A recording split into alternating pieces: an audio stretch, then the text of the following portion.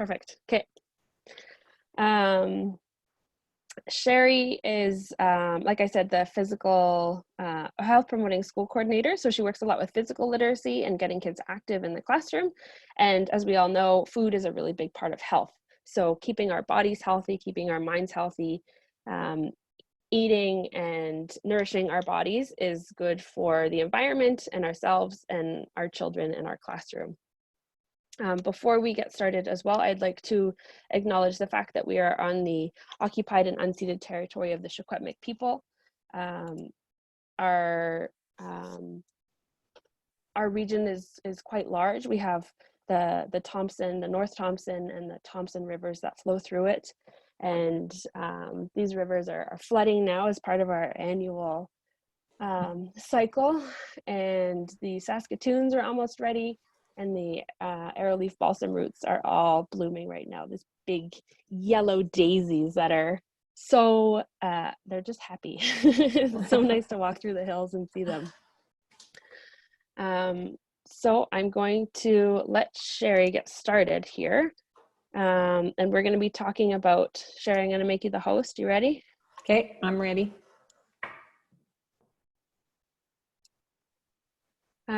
So Sherry's going to be talking about our the resource database that we've been working on.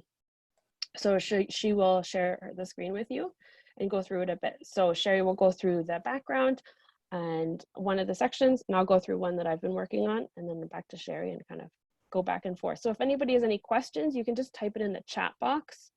You can see on the bottom, there's some people who are using it already, but it doesn't automatically pop up. So if you have any questions, just type it in there and we'll address them at the end, or if there's something like really specific, we can bring it up at the time.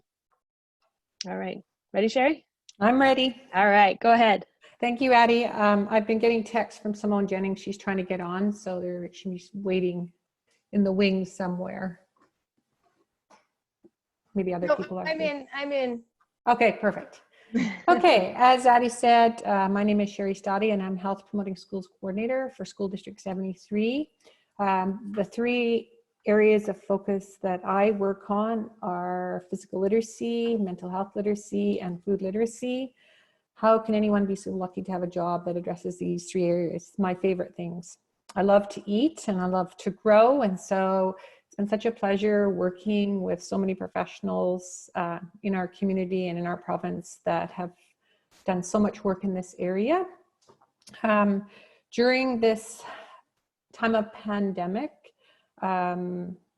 it's been interesting finding a way to communicate and support teachers in a way that's meaningful for them with their current worries of how they're going to address learning and continuity of education in their classrooms.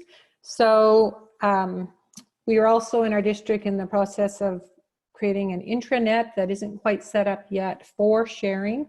And we've created various websites, and there is a theme that they want for that. So I try to come up with a platform, knowing that teachers in the first 2 weeks of at-home learning were inundated with resources, websites, and it was a little bit overwhelming.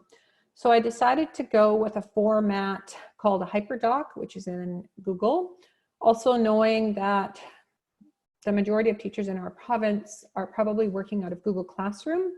So the Hyperdoc is basically a document in Google, and when you share it with other people, it automatically goes in their Google Drive. So as soon as they open it, they have it, they don't have to search for it anymore, it'll always be there. So for the past 7 years, I believe we've been engaged in the Farm to School initiative with 14 sites in the Kamloops-Thompson area, doing various projects. Also, I'm working with Addie as an animator and other animators. With Action Schools, we've had Addie as a food literacy mentor, so the two complemented each other very well. And working with Simone Jennings, a dietitian out of Interior Health Authority, and with the City of Kamloops. So we've actively been working together as a community with various food initiatives in our schools and we created educational opportunity called Food Literacy in Schools, and it has 4 modules to it. So in this HyperDoc, the 4 modules are listed here. We tried to keep the language as simple as possible so that it would be user-friendly to use for, it could be K to 7, but we've really designed this for about grade 3 to grade 7. So cooking in the classroom, preserving foods, not wasting them, and growing them. So really this is a collaboration of learning in our schools for the past 6 years, hands-on, experiential, place-based learning. So we try to create a curriculum that is cross-curricular for all subject areas and to reduce any barrier for food literacy in schools. So this is a draft document. We're in the process of getting it designed to look professional. We put this in a Word document. So this just shows, this is for Unit 1, but it shows all the curricular competencies and content competencies that would be developed. And this one is particularly for the cooking one. So that's what it looks like, just for curriculum alignment. In here is our draft curriculum guide that has all 4 modules in it, and it has health authority protocols and whatnot when you're working with food, and the collaborators for this project. So we really want it in a format that's appealing so that it's on an online platform where everyone can access it, because we're so excited to work with each other, but it would be really exciting to be in our schools. So not in the version we want yet, not exciting. So that's what the first part is. We also strive to integrate the first people's principles of learning. And the one that I have listed here is most relevant to this document. And we are trying to embed Aboriginal culture throughout this document. In my HyperDocs, this is my 3rd one.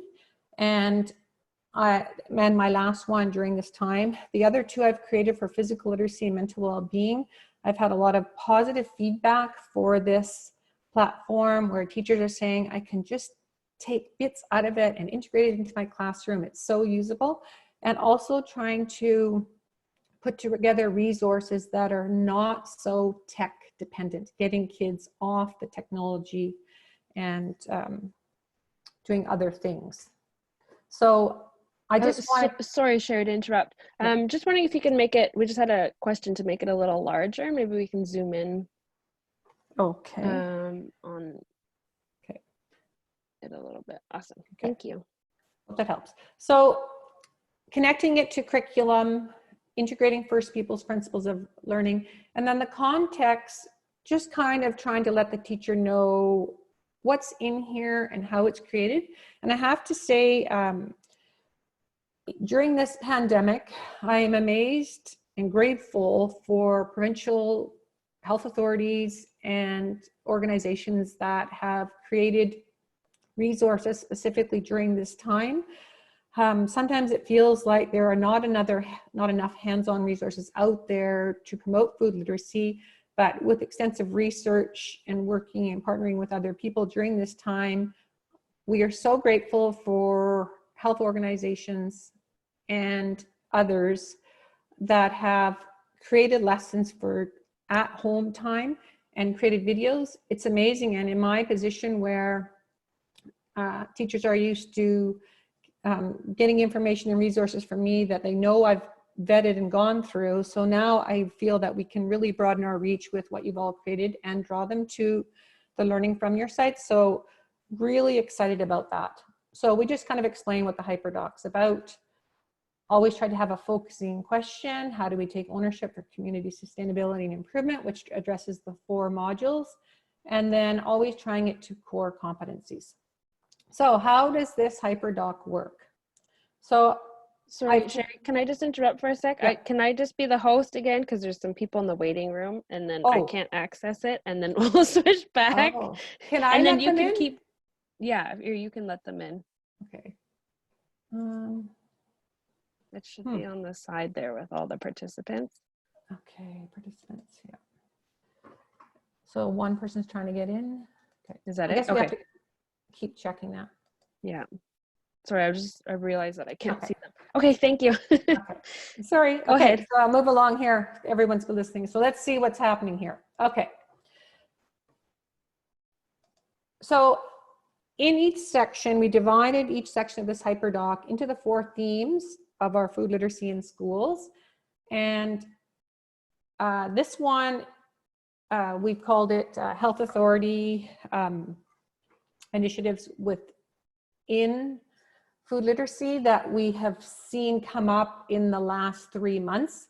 These are the sources of information that have been put out lately and are meeting the needs of what our teachers want to learn. So HealthLink BC, easy ways to make food safe. This is quite important at this point in time. So I actually embed, I do a photo of the document so people can see what it looks like, and they can link right to it.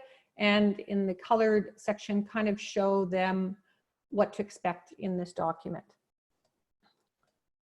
Exploring food, COVID-19 home learning lesson plans and resources. I still have to finish that a bit, but again, they're creating kind of their own hyperdoc on a Word document, which is greatly appreciated. It's nice and short and quick. So, and grade specific, age appropriate, so teachers can glean information from that. In this document, this is really what we've been looking for in the last 6 months. Last year I presented in Montreal on mental health literacy, and staff from the New Canada Food Guide were looking for lessons and ways to create healthy relationships with food. And so I was really amazed in this time since that conference, particularly in the last 6 months, how many wonderful lessons there are engaging with the Canada Food Guide. So really want to bring notice to that to teachers. And Interior Health has created a sugar shocker kit.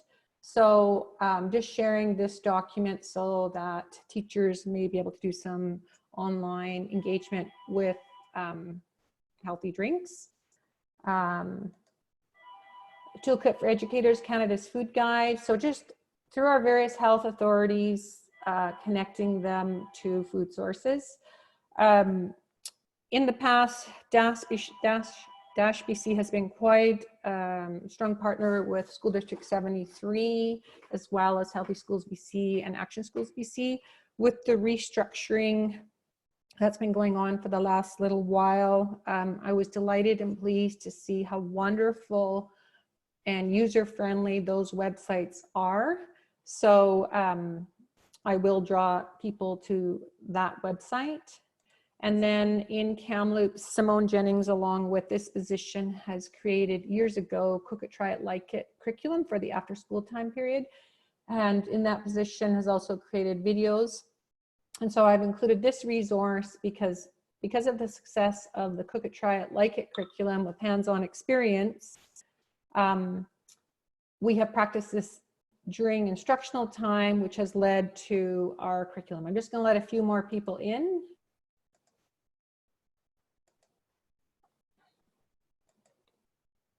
There, they're all in.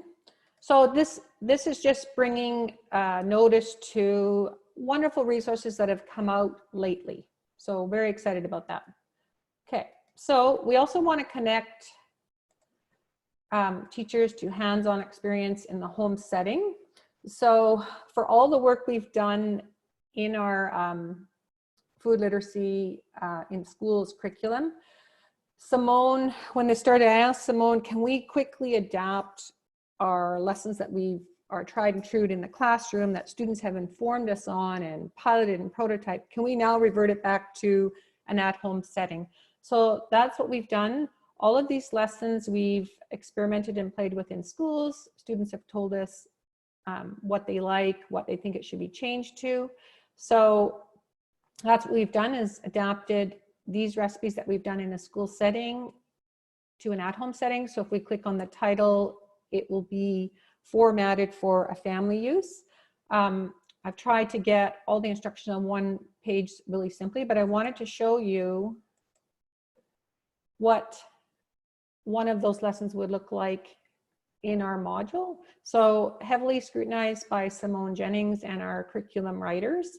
We had one of the teachers, one of the problems when we're doing food literacy in schools and hands-on cooking, teachers don't know how much product to buy, so it can be very pricey. So we've kind of figured that out for them, or they can make it into a math lesson where the students figure out how much product. So there's visuals, lesson design. Oh, a few more people. And sorry for going through this so quickly. Pictures, equipment, and we've done a nice job also adding in, oh, this isn't the one I wanted, sorry. Adding in food science stations where they can cook some more. So, whoops. So we wanted to give a few recipes that students can cook at home, because the feedback I had from teachers where kids were doing some food literacy, it was one of the highlights of being at home, is sharing the recipes and cooking at home. So the few recipes that we are sharing are the mini pizzas, sweet banana spinach muffins, how do we get vegetables in, and trying to reduce any kind of barrier to cooking in the classroom or at home. We made the muffins in blenders, got smaller muffin tins so they were due quicker. So that's that one. Also looking at the trends of how active people are and making healthy choices. The muffin cupcakes, or the egg muffins, which is very popular with the students. Crunchy chocolate peanut butter bites. We have 3 or 4 recipes that the kids loved making. And here are more recipes, making granola, fruit smoothies, which we know a lot of people have done. We tried to integrate some vegetables into that, a very popular one. Addie as a food literacy mentor and brought in food salad bars to school. So we wanted students to practice and maybe take that into the home. Example of trail mixes. So we just wanted a few recipes that are simple, where children can cook with their parents. Also, Trudy Nielsen is an Aboriginal resource teacher, and she is filming herself going into nature's garden, getting supplies, and creating favorite family recipes. So those will be brought in. BC Dairy has created some really fun food literacy lessons that I wanted to highlight.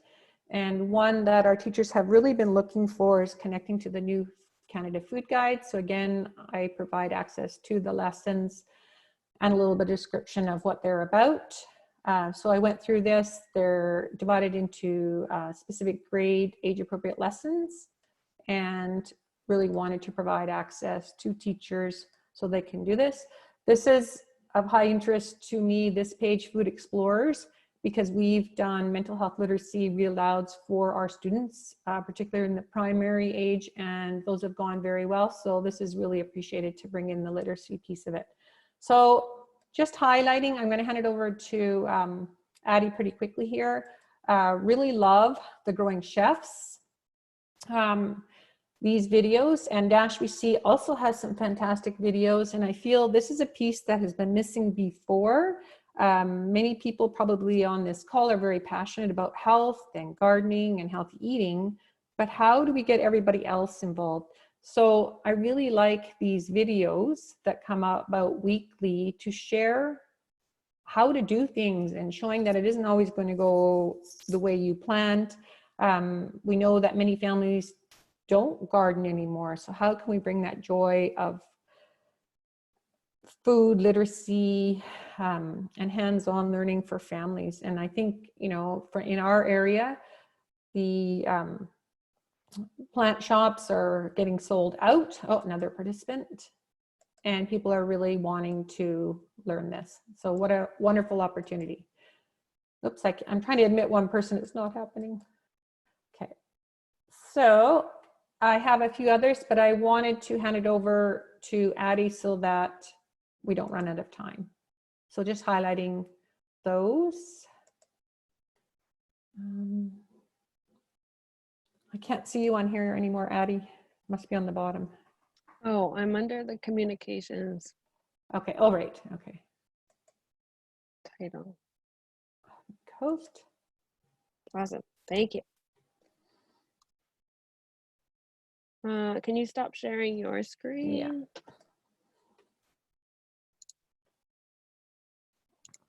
All right. Sherry, we had a couple of questions about when people might expect to be able to have access to the resource. Do you want to mention that? Yeah, we have some sections that are unfinished, so we just have to put in coming soon, like we're building it. With the other 2 hyperdocs that I sent out to our teachers, they know that it's evolving and we continually add on to it. So I will say today. So soon. Well, the teachers have been waiting for this. Yeah. So my passion background is in agriculture. I farmed for a few years, so I was looking at the Grow It module. So we have some slide decks for growing inside, garden, and outdoor activities, because there's a lot of stuff you can do just outside that doesn't necessarily have to be planting things. So I'm going to open this one up first and just go through a couple of the activities that we've done either at schools or seem really cool. So there's lots of different ways to get people to engage. You don't need a garden space. You can just be outside. That's a really nice thing to do for, especially these days when there's so much on the computer. We made a really cool bug hotel at our spring celebration a few years ago. So one of the pieces is making a mason bee house. So they need specific size of a tube, the specific diameter, so you can, talk about math. This is something that educators and families at home with their students, with their children can do.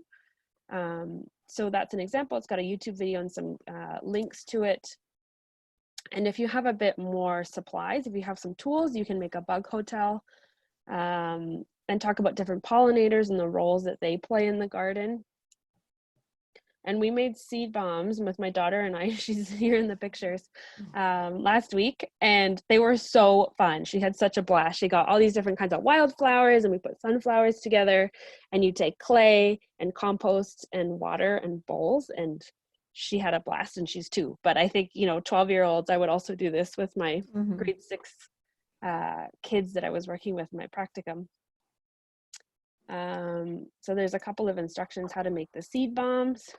And then we thought that they would make really nice gifts as well. You could wrap them in, maybe make a beeswax wrap, wrap them in there. And they're really fun because you can it kind of came out from guerrilla gardening and gardening everywhere. So you can just throw them somewhere on an old parking lot, like the green space in a parking lot, abandoned sites, and just get some wildflowers up and going. This activity is for younger kids, but I think it would be fun for older kids too. There's a page you can print off. You need a color printer, but looking at and trying to match different colors, and you can say, oh, what colors are more common in the garden? Do we notice anything? Maybe there's more pollinators on yellow, purple colors. You could do some journal entries about it. And then Spec has a wonderful, I think it's about 85 pages, a garden handbook. So I just took a couple of lessons out of there. Oh yeah, paint chips too, for sure. Thanks, Brenda. Yeah, you can use paint chips and try to match things in nature to the paint chips. That would be really cool. Sorry, just getting people out of the waiting room. Looking at earthworms. So the Spec Garden lesson is specifically about red wrigglers and vermicomposting, but worms have all the same body parts. So you can look at the Spec guide for a couple of things about earthworms and their anatomy, and kind of take it just to whatever age that you're working with. This was really nice too, doing a pollinator survey. So I thought this would be fun for teachers because you can go out and see what pollinators do I see. And it would just, it could be a 5, 10, 15-minute activity every day. Notice what pollinators you see. And, you see a bee, but there's thousands of different kinds of bees. So what kind of bee did you see? And just start noticing, a kind of a mindfulness activity, but just start noticing what is outside, whether you have a garden or you just go to the same place maybe every day or once a week and looking at it. So there's an ID guide and there's a spec lesson on this too. Birding is kind of the same thing. So you can look at different kinds of birds and just be noticing what you have in your community and seeing what's there. And then you can make a recycled milk carton bird feeder if you have that in your house. And this Cornell Lab Bird Academy is so cool. I'll just show you. Again, this is inside working at a computer, but they have all these really fun games and you can like DJ, you can see here like a wildlife DJ and like mix all these different animal sounds together. I played this one, it's like a bird song one, and they play the clip and they have visual, I don't know what it's called, but like they show the bird call, like what it looks like. So you have to match what that looks like. And making some pots are another really fun activity. And then we have our growing outside deck. I'll just Patty, go through the this. slide deck isn't on. Oh, thank you. I must have stopped my screen sharing somehow.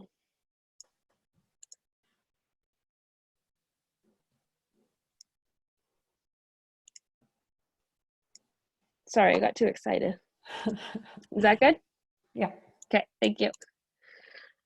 So growing outside is a little bit more flexible, but you still need some garden space. So not everybody would have access to somewhere where they can grow, but there's lots of things you can do inside too. So that's a different slide deck that you can just grow something in your window. But outside, it could be in pots. Maybe if people are in an apartment, you can just grow something on your deck. And if you have garden space outside, again, I guess things are changing again, but not really encouraging people to go buy a lot, but just using what they have.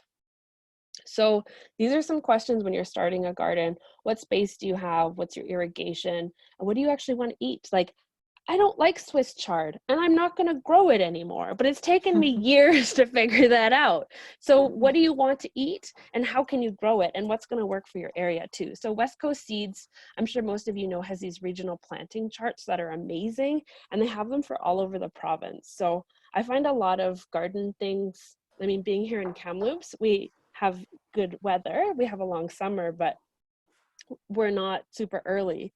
So if you look at something from the Lower Mainland, a gardening resource doesn't really apply here. So this is a nice way to start a garden planning thing. This is a great website. It was just a dad and his daughter, but they went through and it was math and science and art and planned where everything would go in their garden.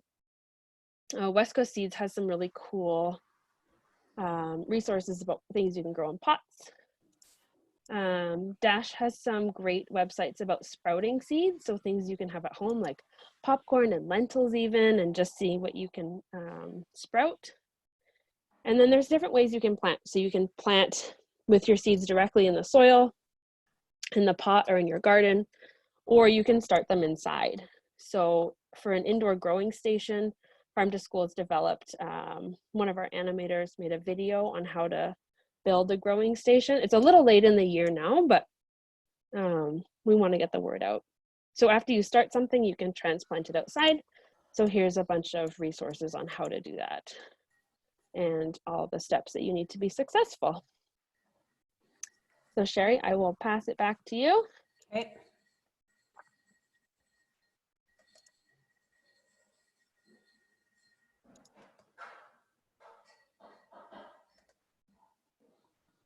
Okay, I'm going to go right to don't waste it just for the sake of time, but in our Preserve It, Inter Health has got a really great little information sheet on how to store vegetables and fruit. And in our food literacy in schools initiative, we had funds to pilot in 10 schools this year.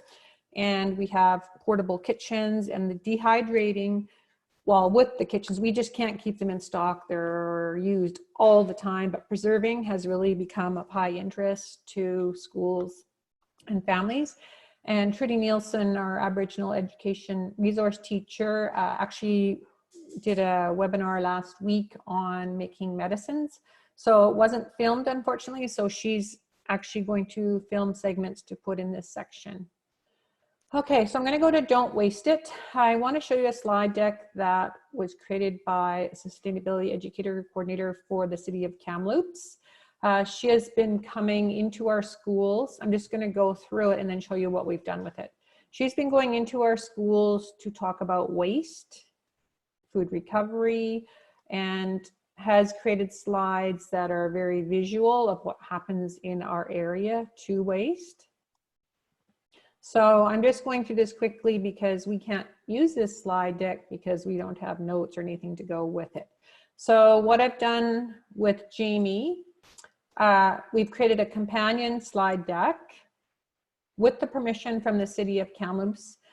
Because she works for the municipality here, many of their employees are not working at this time. So for 2 weeks, I worked with Jamie to provide access to these slides kind of with notes.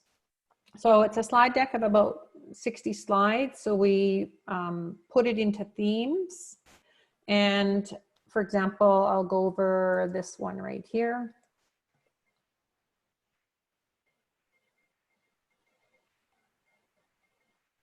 So these are from created in Kamloops.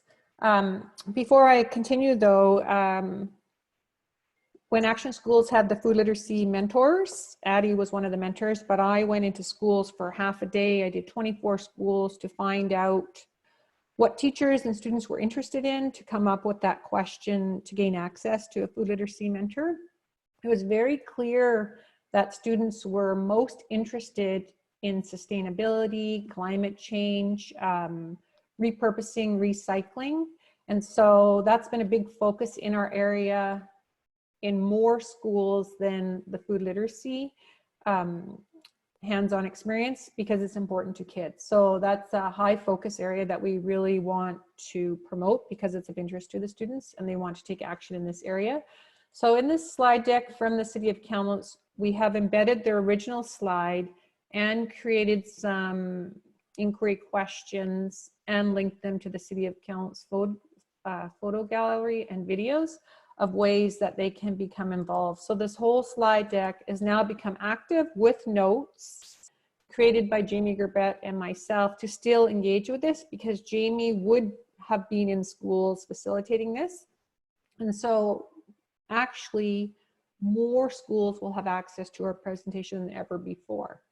So that's all I want to go through there. So all the sections from that beautifully visual slide deck are in here with notes, and teachers can access them here as well. Material recovery, natural resources, compost recycling naturally, and recycling tips. So really grateful for that partnership and for them to allowing us to continue that learning at this time. Also, during this time, we've seen a tremendous amount of creativity and inventions from different sectors to promote health. So Nikki Stewart actually used to work at Brock Middle School, and she created an explorations class that the whole focus all day long was on sustainability. So very hands-on experience in food literacy, food recovery, really being in harmony with nature. So I asked her if she had any lesson plans or anything that we could adapt, and she had this invention one she never actually used.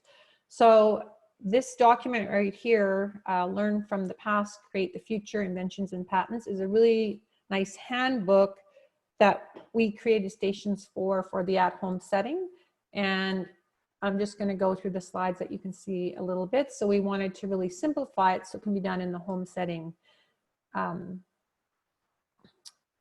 highlighting what is currently happening right now and gearing them back to sustainability themes that they're seeing in their school, and looking at how quickly things have been invented during this current time from companies, private citizens, to make new products for everyone, leading the students to perhaps inventing their own inventions at this time, coming from nature.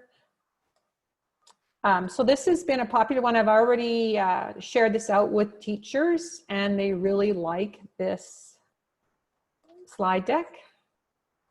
So we can be really creative with that. So it's leading really to how do we, for example, with the enormous packs of toilet paper that are wrapped in plastic, how else can we use that plastic? How can we use it again? What can we invent it into? So this has been a popular slide deck already in our school. So that's what I try to do in creating these slide decks. I'll send them out to a few teachers. What do you think? So a teacher might use, let's say, one slide as a conversation starter in their Zoom meeting, or have 2 or 3 slides that they can take out of this resource and put in their Google Classroom. That's kind of the whole idea behind it. This is project-based learning, Hyperdoc, that Andrea Mangel, a very passionate teacher with hands-on experience, that created in the past, so I won't open it. Small actions to reduce waste, 3 R's, don't waste ideas. Waste audits have become very popular in our area, and for this resource, we created a template. The idea is that this could be on a large tarp plastic, newspaper, where students are examining the garbage for a 1-week period in their school, but we wanted to change this to the home setting. Has their waste changed during this time? Is it larger? What are they noticing about their waste? And in the school setting, we have a lesson for this, not even really going over the words. These are vocabulary and words they may have heard before, and just looking at reasons. How are you sorting things? Why are you? And having students work in small groups and doing kind of a gallery walk to see how each other have sorted, and then go into what our sorting practices are in our area. So those are a few things that are in this section, and I won't go through all of them for the sake of time. I will switch it over to Addie to go over some of the resources that we are highlighting.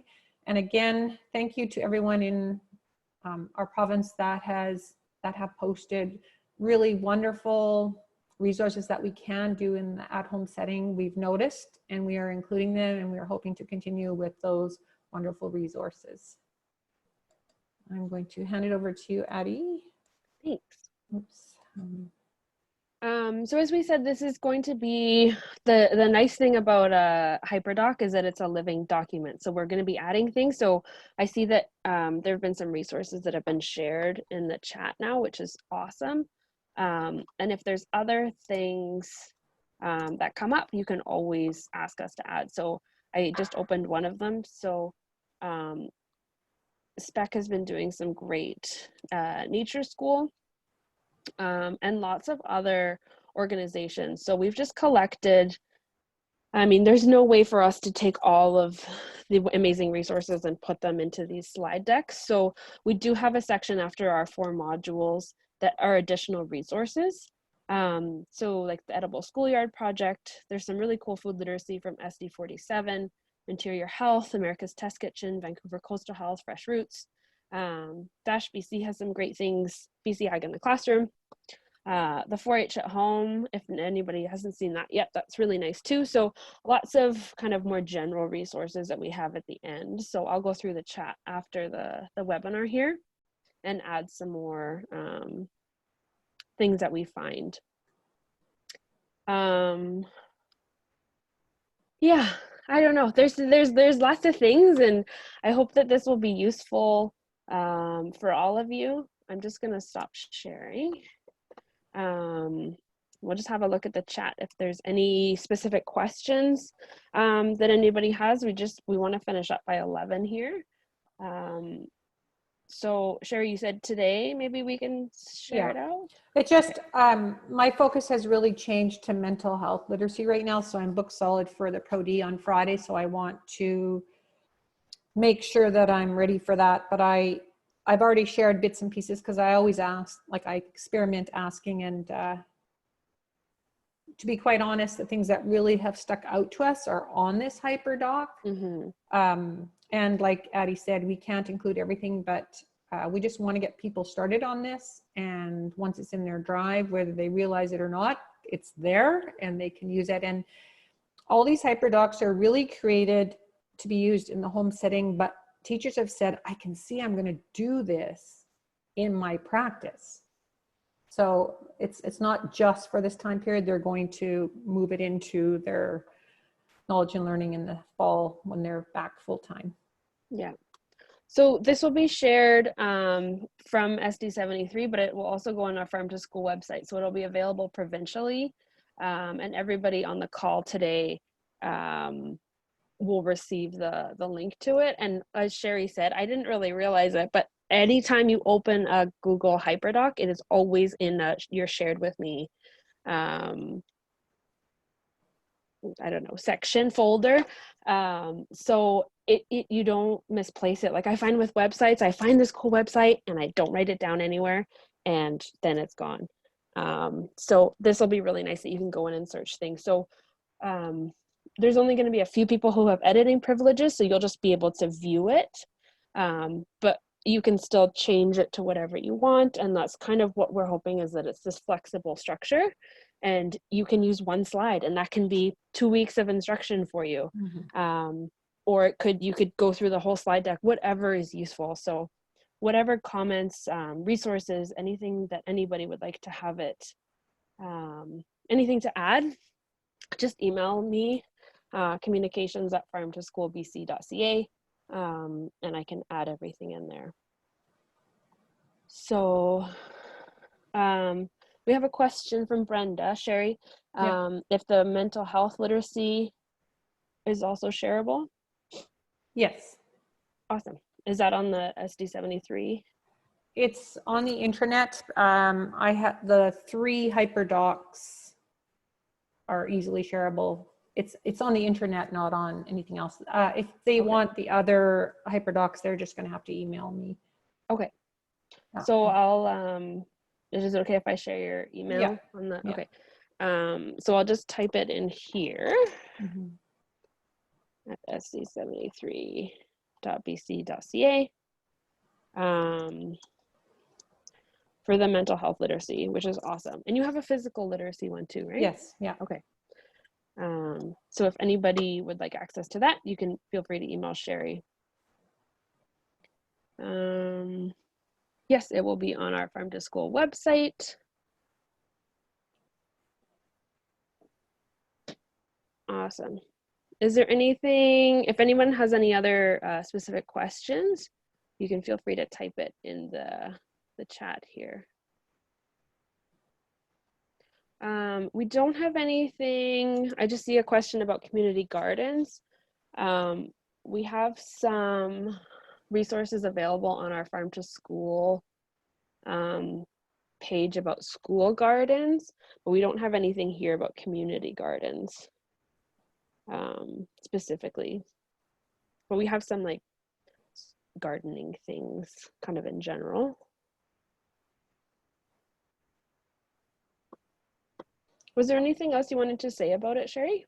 I just wanted to say, now that the school setting is changed to partially being in school and at home, the content of this resource could change. But, you know, this is a tremendous opportunity to bring food literacy to the attention of families that may not have otherwise engaged in it.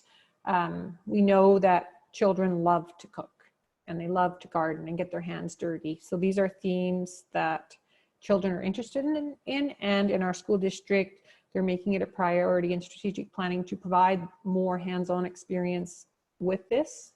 So that's pretty exciting. So it's amazing what gets the ball rolling, something we didn't expect. And even with our community partners, really grateful for the videos and adapting so that everybody can learn. And that's those instructional videos. I don't know about most of you, but when I'm learning how to do something, I go to YouTube. That short 2-minute, 3-minute video is very helpful. So those are important. Keep doing them, please. And that's what we were looking for. Videos that, Yeah. you know, were not more than 5 minutes, really straightforward. There's a lot of, you know, panning and small talk in YouTube videos. I'm like, this is not helpful. Yeah. So hopefully this can be shared also with teachers who maybe haven't been doing a ton of, or maybe have been cooking and want to learn a little bit about gardening, or were gardening and want to learn a little bit more about cooking. Or environmental sustainability, wasting things. So yeah, we want it to kind of encompass our 4 modules here. So it doesn't look like there's any more questions. I'm just going to go on and share our, sorry, this thing keeps popping down. So for our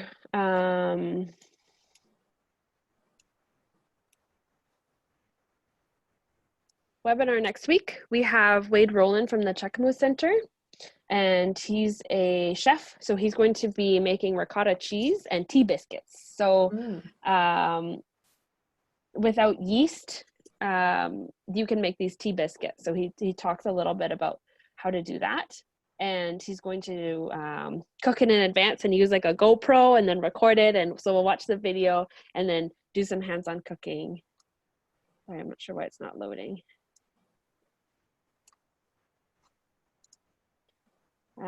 So if you are interested in this webinar, it will be on our another Eventbrite sign up on our website and our social media channels. And it'll be next Wednesday at 10 a.m. again. And then the week after is going to be on May 27th. It's from Vancouver Coastal Health, which will be awesome because they've been creating some resources for educators and parents from families. So they're going to be talking about those resources. And as always, you can visit our website. A recording of the video of this webinar will be on our website. You will also be emailed it and emailed a copy of the resource later today. You can sign up for our newsletter. And if you are in one of our regions, you can sign up for a newsletter and our listserv. They're specific to each region where we share more information. So thank you, everybody. I think we'll end a couple minutes early. Thank you so much, Sherry. That was awesome. Thank you. Really helpful to see everybody. I don't have the webinar sign up for next week yet. I have to do that today. Awesome. Okay, I'm going to stop the recording.